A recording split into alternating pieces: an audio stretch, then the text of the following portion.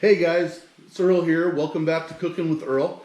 One of the questions I get from a lot of people is, hey, I don't know how to make rubs, or I don't want to make rubs. What's a wet component that I can put on my hamburgers, on my steaks, on my chops, and things, something simple that I can actually just put on there and still get all the great flavor? Well, I'm going to show you my secret recipe for a spritz that I put onto steaks when I cook them. Sometimes I'll add butter, sometimes I don't, but I'm going to show you how simple and easy it is just to make it right there in your own home, and we're going to do it together. You're going to need a teaspoon, a tablespoon, a half cup measurement, and a 1/3 cup measurement. We're just going to do it right here together in a little jar. I've got a funnel in, but we're going to start with our dry components first. And the first dry component that I'm going to put in is garlic powder. Now I'm not using granulated garlic because I want this to be able to dissolve as much as possible.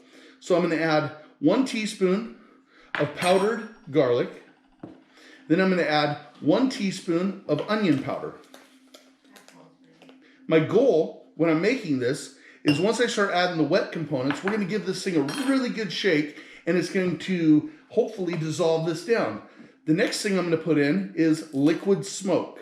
Now, liquid smoke's really, really powerful, and if you put too much, it can be a problem for you. So we're just going to use the teaspoon here. Whoop. And we're going to go just about like that. And I had a little bit of overflow, so no problem. We're going to put it right back into the jar. And with that, we're done with our teaspoon. Now we're going to move over to our tablespoon. And this is Kitchen Bouquet browning sauce. You use it in a lot of gravies and things like that. It has a really rich flavor, and it creates a nice dark color that people seem to enjoy when they're cooking with. So we're going to put 1 tablespoon of this in here, into the jar. And just like that, we are done with our tablespoon.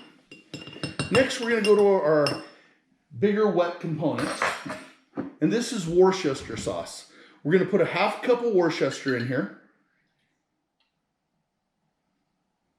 Right about there. Pour that into the jar. Just like that. And we'll set that over here. Then we're going to go with our 1/4 cup measurement, and we're going to get and put some sweet vermouth. Now, you guys have probably watched me plenty of times. You know I like using different alcohols when I cook. This is just another example of it. But I'm telling you right now, when you put this on any beef component or pork component when you're cooking it, it's going to blow people's mind. They're going to wonder, what the heck is it? So we're going to put a 1/4 cup of sweet vermouth right into the jar. And we're done with that. And then we're going to go with a 1/4 cup of just basic soy sauce. This is your salty component again. Add that in there.